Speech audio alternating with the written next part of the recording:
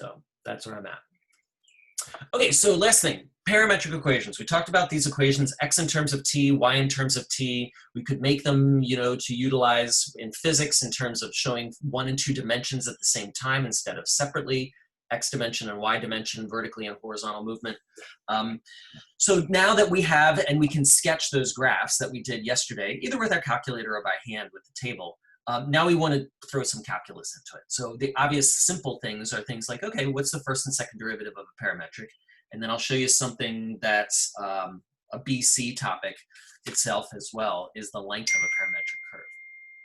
All right, so first and second derivative are actually kind of pretty easy. Remember, what we have is we have an x equation that's in terms of, let me write it like this. We have an x in terms of t equation, and we have a y in terms of t equation.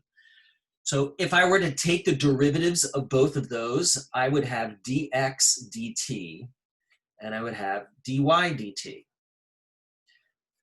Well, the first and second derivative of a parametric equation is unique because it can be written both in terms of t's or in terms of x's and y's. Well, if I'm going to be talking about things like slopes, I don't know if you remember back with polar curves, I have to be talking about dy dx. So my question to you is, if I want to find a typical slope, dy dx, how do I then use dx dt and dy dt to get dy dx? Well, hopefully you might see that it's a simple division. If I simply take dy dt divided by dx dt, and obviously I could multiply by the reciprocal of this up, the dt's are going to cancel each other out. And I'll just get dy dx. And so it's simple. It's simple. We just take the derivative of the y equation over the derivative of the x equation and then divide them. The problem with that is that's still going to be an equation. Even though the dt's cancel out, this is going to be an equation in terms of t. And we'll talk about that in a second of what that looks like and how to approach it. Oh, I didn't even do a particular, okay. Then the second derivative, if I want to talk about concavity of a parametric equation, that one's a little bit trickier. Well, obviously the second derivative, d squared y over dx squared, is simply taking the derivative of dy dx. So it's taking the derivative of the first derivative. And again, this is not parametric, this is just in general. That's how we take derivatives. Well, and again, if you've ever wondered, and I think I've talked about this, why it's d squared over dx squared, here it is. This is why. We basically write the squared kind of right here at the end of this term where I'm saying, hey, I'm taking the derivative of dy dx in terms of x. So dx squared and d squared y. This is a notation. I'm not squaring anything. All right, well, the problem with that is that I am not dealing with my thing in terms of t. So I want to instead take the derivative in terms of t. Well, I'm still going to take the derivative dy dx. So I'm taking the derivative of my parametric equation, which is in terms of t. So I take the derivative of the first equation, but I now have to make this equivalent to what that is. So I need to get rid of that dt and introduce another dx. So what I do, see if this algebraically kind of makes sense. Then this dt and that dt would cancel each other out, and I'd have d squared y over dx squared. And so what that is now saying, I'm going to go one more step here, is that I'm going to say I'm going to take the derivative in terms of t of dy dx divided by, I don't want to deal with this as multiplication, I want to deal with it as division. How do I throw this into the denominator? Well, I multiply by its reciprocal, dx over dt. And hey, what's dx dt? Well, that's just the derivative of this x equation. That's dx dt. What is this? Well, this is the derivative of my first derivative.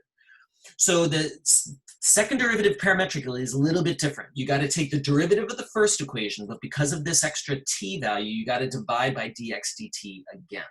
And that technically is, and it's easy. I'll show you in a sec. That's how I take derivatives of, second derivatives of parametric equations. All right, so one other thing before we look at those is finding the length of a curve. And this is something we spend a bit of time on, and I'm going to probably show it to you in a minute and a half here. So how do you find the length of a curve? Well, let's say I'm going from this point to this point, and I'm going to call this A, and I'll call that B, X values. And I want to find how long is that curve. Well, I'm going to show you how to do it parametrically, but we really talk about, we can find lengths of curves next year. We're going to find it in terms of regular functions and parametric functions as well. Well, what are we going to do? Well, obviously, if I just drew a line between here and here, I could do like a Pythagorean theorem. But obviously, that's going to be the length of the hypotenuse is going to be an underestimate of how long this length right is in here. So maybe instead of going all the way from here to here, why don't I go maybe a little closer point in? And maybe make a little triangle there.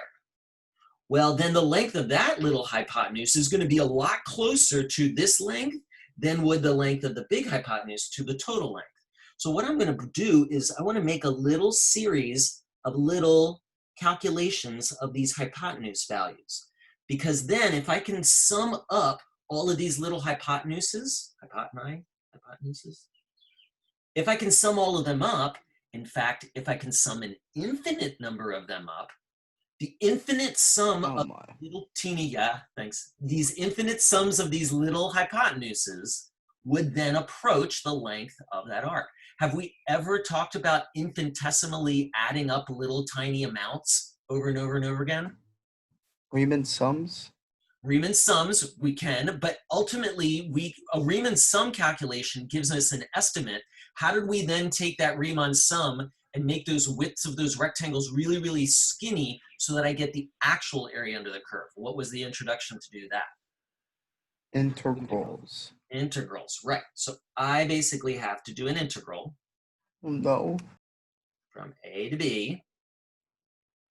Well, the question is, well, I'm going to do an integral. I'm going to sum up all those little hypotenuses. Well, those little hypotenuses are little changes of x and changes of y's.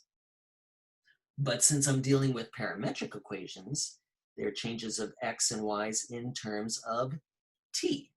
So it's a dy dt and a dx dt. So therefore, this length, or this hypotenuse, that is what I'm trying to sum up, all those little hypotenuse lengths, and that's just the Pythagorean theorem. So it's going to be dx dt squared plus dy dt squared, square rooting it, because obviously I got to solve for the hypotenuse. So it's just a big Pythagorean theorem.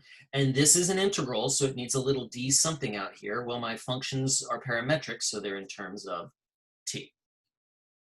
So that little simple calculation then can sum up the length of any curve written parametrically.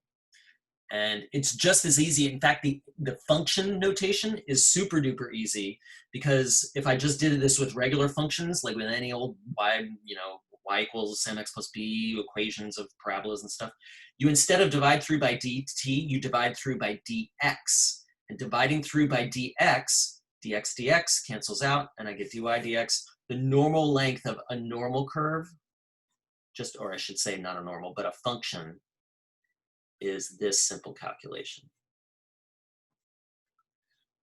So this would have been dx dx squared, cancels out and just becomes a 1, dy dx squared. So it's still a Pythagorean theorem, but now we're only in terms of x's and y's. We're not dealing with that. We'll deal with that next year. These are super duper easy problems. All right, so let's get in it. All right, we're going to cheat and use our calculator quite a bit here. So I would like to sketch the curve, calculate the first and second derivatives, eliminate the parameter, and then calculate the first and second derivatives. That's to prove a point here in a second, and then find the length of the curve. All right, so I'm going to let my calculator do all of this here. So I'm in, once again, if you weren't here yesterday, sorry, I'm in parametric mode. So change to parametric. Then in my y equals, what am I doing? I'm doing 2 at t and 3t squared. I don't just haphazardly hit graph. I look and I see I have a restricted domain from -2 to 3 inclusive. So I'm going to set my window from -2 to 3. That's my t min and my t max. And my steps, again, like I said yesterday, I like 0.1, which was pretty close to that anyway. And then I'm going to hit graph. It looks like a big parabola, but shouldn't it be cut off? All right, I'm gonna maybe zoom out a little bit. I'm gonna zoom out. Ooh, I see, there we go. So it's only part of the parabola. All right, so I'm gonna make a quick little sketch just to see. Maybe I should go up and high. So it's kind of starting somewhere in here in the second quadrant, then finishing up here a little higher in the first quadrant. Well, can I figure out what those two coordinates are? Yeah, I could trace them on my calculator, but it's super duper easy to do. It started here, I don't know if you saw it, sketched from left to right. Well, just take that t value. It started at t equals -2. Remember, t is the parameter. It's not a point on the graph. It's just kind of like a counter. This was when t equals -2. This is when t equals 3. So if I put -2 in, what's that? -4 and -2 squared times 3, 12. So this coordinate's back here at -4, 12. And if I just type in, oops, trace and -2, there it is, -4, 12. And if I do it for 3, 2 times 3 is 6. 3 times 3 squared is 27. So I'm just going to punch in, oops, 3 for t. And there it is, 627. All right, so that makes sense. That looks good. And my orientation was from left to right. So I want to come up with what's the first and the second derivative in terms of t. Let's take a look at what that is. So my first derivative, dy dx, we said above is simply dy dt over dx dt. Couldn't be any easier. So dy, that's 6t, dx, that's just 2. So that gives me 3t. Oh, okay, so if I was trying to figure out, okay, what's the slope at 0 here? Well, that's x equals 0. Is that my t value at that particular point? I'm going to type in t equals 0. Sure enough, t equals 0. Well, obviously, put in 0 here and here. That's at this point. 3 times 0 to give me a slope of 0. Sure enough, that gives me a slope of 0 right there. So if maybe I wanted to find what's the slope at 1, so if I wanted to find the slope at 1, it's going to be t equals 1. So t equals 1, that would have a slope of, obviously, 3. Now, if I wanted to figure that out on my calculator, I'm going to go up to where I normally do things with calculus, and that's up in the second calc menu. And what do I want? Do I want dx dt? Do I want dy dt? Or do I want dy dx? I want dy dx, number 2. I want dy dx. And now it's sitting and waiting for a t value. T is the independent variable, so I'm just practicing here. I'm just figuring it out at 1. So I'm going to type in 1, and there it is. Dy dx is 3. 3 times 1 gives me that 3. So everything kind of coincides here. And okay, so how about the second derivative? This is the weird one. So the second derivative is simply the derivative of the first derivative.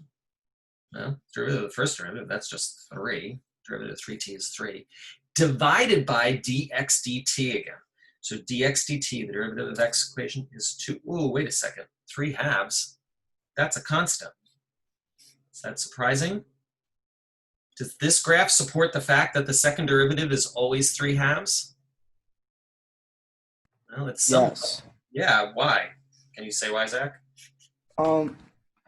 Because it's a squared function and the next derivative is a linear function, so then the next linear would be a constant. Perfect. Yes. Yes, yes, yes. However, yes, and now be careful. You're seeing this is a linear derivative in terms of t, but obviously we knew this was a parabola. This looks like a parabola. We haven't eliminated the parameters. We're going to do that in a second to see that it's the case.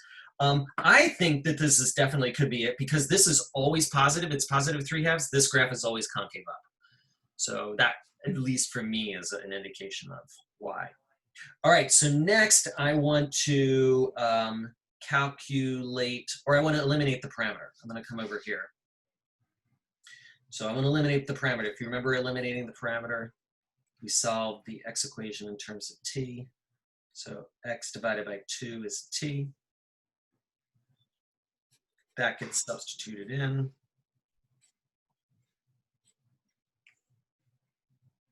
So that's my t squared, and if I just clean it up a little bit, I get 3/4 x squared. So apparently this graph that we're looking at, or at least the portion of it, is 3/4 x squared.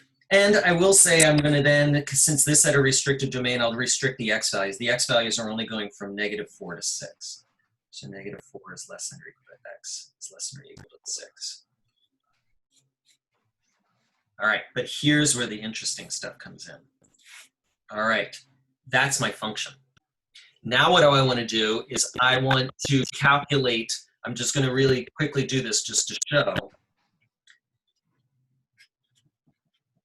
What's dy dx? That's 6/4 3/2 x. which is 3/2 x. Well, that's clearly not the same thing as this. That was the first derivative, but is it? What does t equal? T equals half of x. So if I go right into here and substitute in half of x in for t, I get 3/2 x. It's the same, oops, it's the same derivative. So we can either find derivatives through in terms of t and then swap in, or eliminate the parameter and do this. The reason why I'm showing you two ways is that there are sometimes it's really difficult to eliminate the parameter, and next year on the exam, that's what they do. They give you equations that you can't actually combine because there's too messed up, and you can't get a parameter and then kind of circumvent knowing this. So we do need to know how to do this because you might get some ugly things down there. And then obviously second derivative. Hey, look at that. What's the derivative of 3/2 x? 3/2.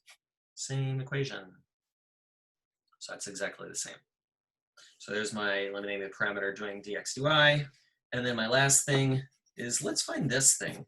What is the length of this curve? I don't know, can we just do, what am I on time-wise? I'm kind of going slow here today. Can I just do a quick little Pythagorean theorems here, just to kind of do a little estimate? So this, if I do a little Pythagorean theorem over here, that's the square root of 4 squared plus 12 squared. And then I'm going to add another Pythagorean theorem that's going to go all the way from here to here. So that is plus the square root of 6 squared plus 27 squared. And so I'm getting a length, I'm getting approximately 40 units. Now, is this length under or over what it actually is going to be? No, I just calculate. Yeah, this is an underestimate because it's just this distance here. There's going to be more distance going along this length. So let's see how far we are off. So I'm going to integrate it from, all right, so now this is in terms of t, dt, so my limits are t values, and I'm going from -2 to 3. Square root of, all right, dx dt, so the derivative of x, well, that's just 2, so that's 2 squared, plus dy dt, that's 6t squared dt. And this, I just let my calculator do this. I'm now on home screen, Math 9. My calculator, this doesn't matter that I'm in parametric mode because I'm not graphing anything. So 2 squared. Mr. G, Yeah. isn't it 3t squared? What did I mess up? It's 3t squared, not 6t squared, right? Right. So I need, this is dy dt. This is the derivative of that. Okay. Yeah. Yep. Thanks. No, call me out because I could make a mistake.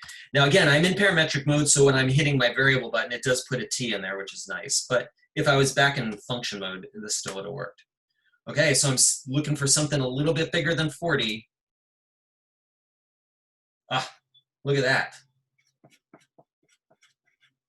How good is that? That's really good. Well, because my picture's probably exaggerated quite a bit, since this was all the way up at 27, like drawing that diagonal from here to here is probably pretty close to, because the graph hasn't changed much in terms of its increase or its slope. So not a bad estimate, that 40 over there. So there's a little bit of the play that we do with parametrics.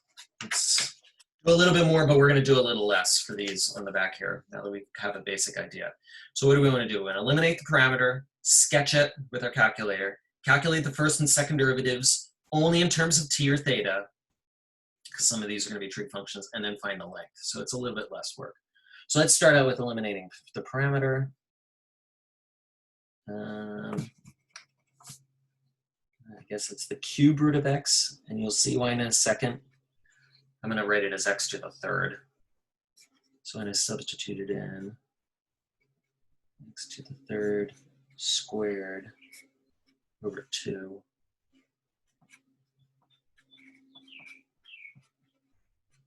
So I think if I eliminate the parameter, I get x to the 1/2 x to the 2/3. Just to kind of, I'm going to just, you don't have to do this, but I'm going to just switch over to here. 0.5 x to the 2/3. What does this thing even look like? Should be maybe kind of familiar with this. So this is that bird looking graph. It's like a way you draw a bird in elementary school. So coming out like this. But I want to be in parametric mode because I'm also restricting the domain. And so x is t cubed. Y is t squared divided by 3. Oops. Oop, divided by 2. T squared divided by 2. And my window is only going to go from -2 to 6 for my t values. I'm going to go back and maybe do a... In fact, I think when I hit zoom 4 or zoom 6, I think it resets my window. I got to go back in here. Yep, I got to go back and fix this. So, sorry. There we go. Now, I'm not seeing enough to the right. Let's see how far out this thing goes. X max to go out to 20. Oh, it's going really far out. It's going out to 30. Holy cow. Well, let me put this number in here. Oh, 6 cubed. Oh, good grief. What's 6 cubed? 36 times 6.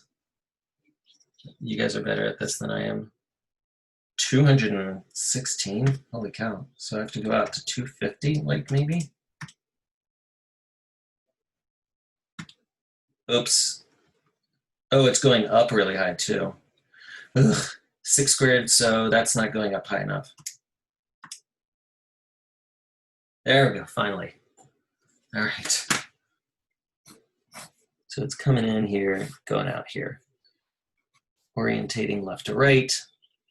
This is t equals -2. This is t equals 6. I'm not going to bother getting the x and y coordinates. We could get those from tracing. Let's get to the calc part here. All right, so first and second derivatives. dy dx, so it's dy dt over dx dt. dy dt over dx dt.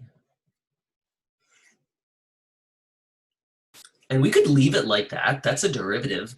But knowing that I'm about to find the second derivative, I'm not going to want to maybe do quotient rule to take the second derivative. So I'm going to clean this up. And I think I get 1/3 t to the negative first. Subtracting exponents. So there's my first derivative. Again, at any point on this graph, I could substitute in the t value, not the x and y value, but the t value, and find that. So what they will do next year is maybe they'll give you a coordinate like, I don't know, like 1/1/2, and say find the slope at 1/1/2. Well, that's an x and a y value. So when x equals 1, what would t equal? Well, 1 cubed gives me 1. So that would be the value that I'd be substituting in. So that's, and we'll talk about all that stuff next year, those of you joining me. All right, second derivative. Second derivative is the derivative of the first divided by dx dt, the same denominator that we just had for our first derivative. And so if I clean that up, I get -1/9 t to the -4th, subtracting exponents. And again, could use that to tell me about things like concavity and questions like that. We'll save all that for next year about some of the nuances. And my last thing is to find out the length. So -2 to 6 t values, dx dt, 3t squared. That's some things that I sometimes forget about these being squared, so be careful there. And the derivative of this is t squared. And the dt is on the outside of the square root. And it's not my calculator. I guess I'm not doing an estimate this time. I'm seeing what it's going to turn out to be. Let's see if it makes any sense. So 3t squared plus t squared.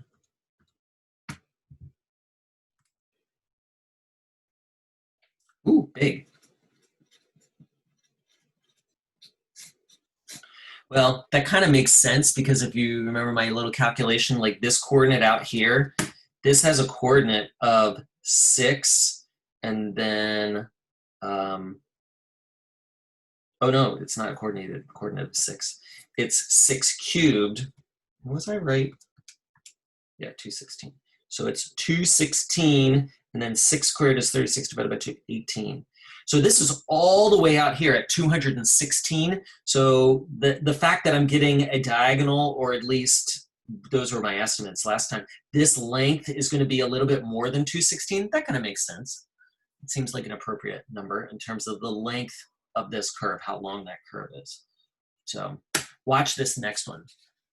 This one's kind of cool. All right, eliminate the parameter. Do you remember yesterday what we did with trig functions? You have to use the Pythagorean identity of sine squared plus cosine squared equals 1. You do. Good. Because again, you can solve for theta, but then you're going to get a trig function in terms of an inverse trig function, which is fine, but it just looks kind of messy. So we use our knowledge of identities. So sine, what does sine equal? Sine equals y divided by 3. So sine squared is y over 3 squared. Cosine squared equals 1.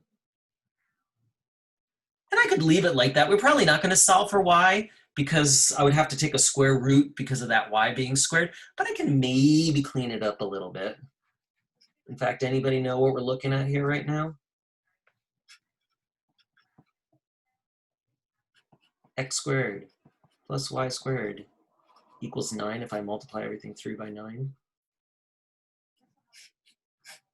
Anybody know what that is? A circle with the radius of 3? Is that a question mark? Let's check. Let's check. Let's go into parametric and put in my parameters. 3 cosine t. Now again, it's putting in t's, but no big deal. It's just a variable. So there's my x and my y's equations. I'm going to set my window from 0 to 2 pi. Oh, and I also want to make sure I'm in radians, which I am, which we should always be in. So I got my thing in, I got my window set, and oh, but I don't want my x max to be 250. Let me fix that back to 10. Oh, wow. Ooh, is it a circle? Does it look like a circle? I don't know, it looks kind of squished. Well, that's because, again, I'm in a Zoom 6 right now. This is 20 units across this way and 20 units across this way, but it's not a square screen. I'm going to skip to a Zoom 4. And beautiful. So notice we now have 3 ways to write equations of circles now. We have traditional function method. We have parametric. And we have polar. In fact, the polar one's the easiest. What's the equation of a circle centered at 0, 0 with a radius of 3 and polar? R equals 3, right. So polar function is probably the way that I would go about doing a problem like this if I was interested in terms of derivatives and slopes and stuff. So we have multiple representations of functions. More tools for our tool belt. All right, so let's get our first and second derivative. Now, again, I could take the first and second derivative of this implicitly, 2x dx plus 2i dy equals 0, and do all of that. But again, you don't have to eliminate the parameter to find the slopes. So what's dy dt over dx dt? Now, I will tell you, even every year that I've been doing this for a few years now, I always get into the habit of like the x divided by the y, and it's not. It's dy divided by dx, so be careful. And if I want to clean that up, Oh, it's like a pretty little negative cotangent function. And then that makes my second derivative that much easier. What's the derivative of cotangent? Derivative of cotangent. Anybody? Oh, have we forgotten? Negative cosecant squared? Right, so this is going to come out to be positive cosecant squared because there was already a negative there, divided by dx dt. And if you want to get super fancy, anybody have a problem with this? No. Negative 1/3. 1 divided by sine is a cosecant, so now I'm just combining them all together to give me that.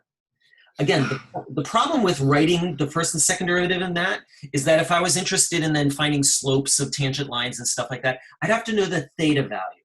But a lot of times what they will give you the x and y values, well, you can get x and y. If you were given x and y, you can easily solve for theta either from either coordinate. So, all right, now the best part. Save the best part for last. Okay, I'm gonna try to squeeze it over here. If you're working on paper, then you got room. All right, so I want to find the length of the curve. Integral from 0, I'm going to 2 pi square root of -3 sine theta squared plus 3 cos theta squared d theta. Remember, these are the derivatives of these. So it's the derivatives that are going into here, not the actual functions, so be careful. And math 9 from 0 to 2 pi. But wait a second, is there maybe an easier way I could do this? What was I typing into here? I was putting in dx. Oh, that's just from the graph. I guess I can't do that. Yeah, there is a way that I could do a math 8 and then go in and say, at this point, I want to take, oops, I need to put another parentheses. This is going to seem like crazy to do this, by the way. So I'm doing a math 8 saying, hey, I'm taking the derivative in terms of t of alpha, F4. I want x sub 1 equation, close parentheses squared, plus, so you can see I'm kind of not a big fan of doing this because it just becomes, so I could keep going here and do it for the y. Oh, what the heck. If you guys are in this long, I'm going to finish it out. This is our last day of doing stuff. Alpha. Now I want y sub 1 t, close, squared. Now it wants to know t equals what? Well, t is equal to every t value. Then dt. No.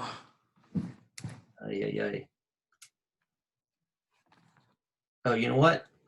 This is why I don't do this. This is messed up. I needed to close my parentheses back here. Did I? I don't know. Is this going to get me to anything? Yeah, I got parentheses problems. So you can keep playing around. I'm going to go back. Sorry. And I'm just going to say, hey, I'm just doing -3 sine theta squared plus 3 cosine theta squared dt. All right. This will work. 15 point blah, blah, blah, blah, blah, blah, blah.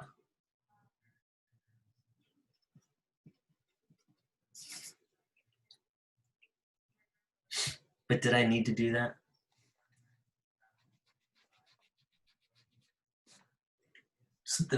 Is anybody else getting that? Because now I'm looking at what my work should be. No, I got 18.849. Yeah, what am I like that answer better. 18.849. I'm going with that. I don't know why mine's wrong.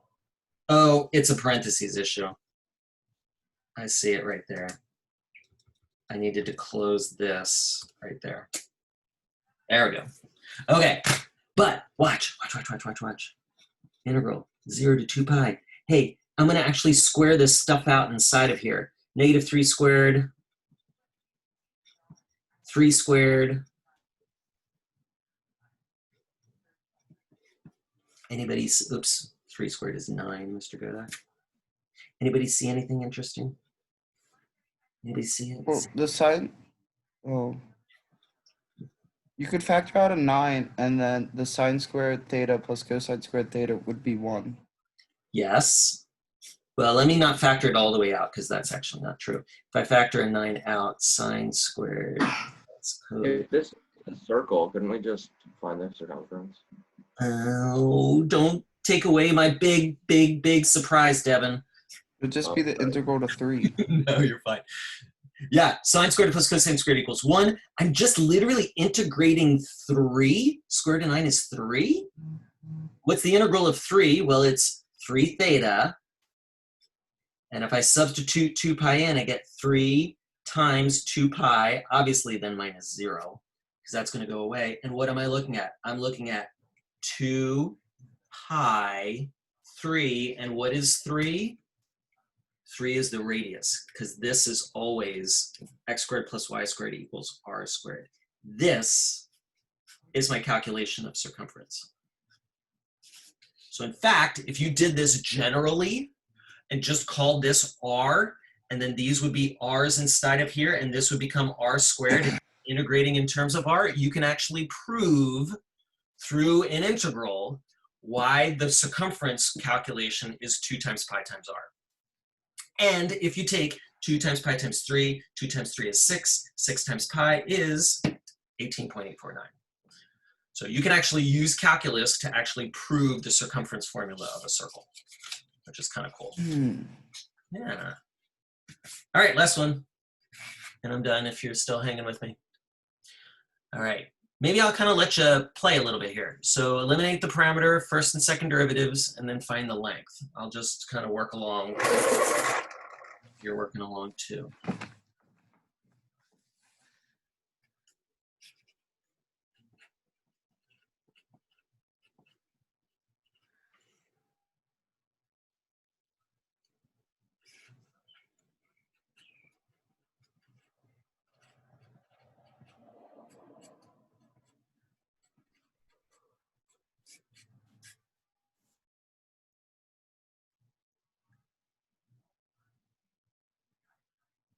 I did a little trick here to just simplify it. Remember log laws, you can pull the power out, down out in front. And so, or you could pull the coefficient and up as the power, either way. But either way, it's going to come out to just be plain old ln of x for this function. Now, what I haven't been doing here is that, again, I have restricted domains in terms of t's. I should really be writing restricted domains of x's along with these. But I'm not sketching these functions, so I guess that's why I'm not kind of looking. Oh, I haven't been sketching these functions. I guess I didn't do that last one. Last one was a circle, and I think it orientated going backwards, counterclockwise. So this is just going to be the natural log function, but from t equals from 1 to 10, well, here's the natural log function. Well, 1 cubed, that's going to give me 1, so x equals 1, that's right there. So it's apparently it's going from here out to some point here. So this is t equals 1, this will be t equals 10. There's my graph. So it's not the whole natural log function, it's just from one point to another. All right, first and second derivatives.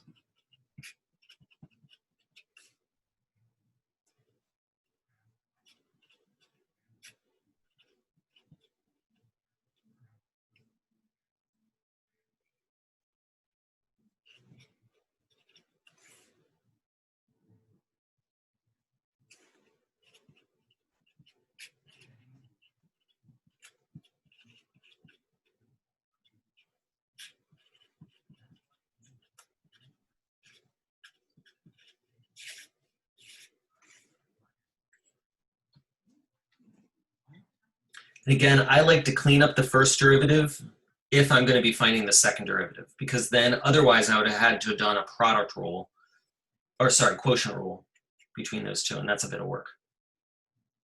So if you clean them up, if you're good with your exponent rules and simplifying. Again, now I could find slopes and concavities of parametric curves, usually a pretty common question that happens on the BC exam. They did not have this year. This was one of the topics that was eliminated, unfortunately, because I think these are pretty easy.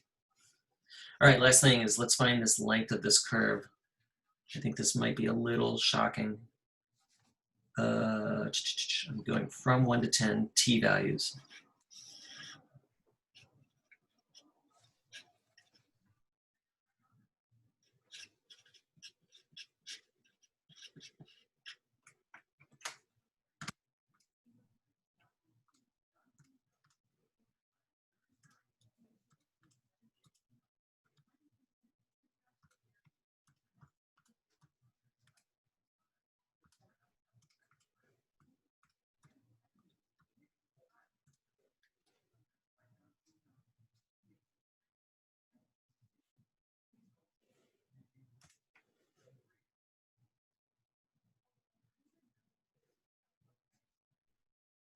Ooh, calculator's taking a while to think about this one.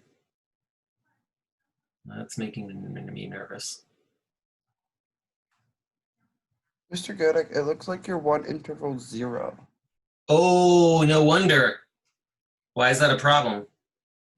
Because does it have a vertical asymptote at 0? So that's why my calculator didn't like it. However, stay tuned. Next year in BC, we will be able to calculate that. Oh, fun. Or at least see that it approaches a particular number. Holy schmoly.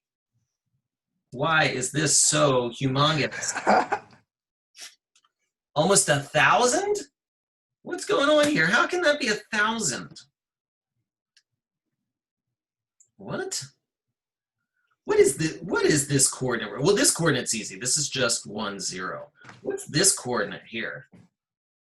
Well, if t is equal to 10, oh, there it is. 10 cubed is 1,000. And then this second value is just 3 ln of 10, which I think isn't very much. So it's only about 7. It's about 7 units up. It took 1,000 units to go across, and it only took 7.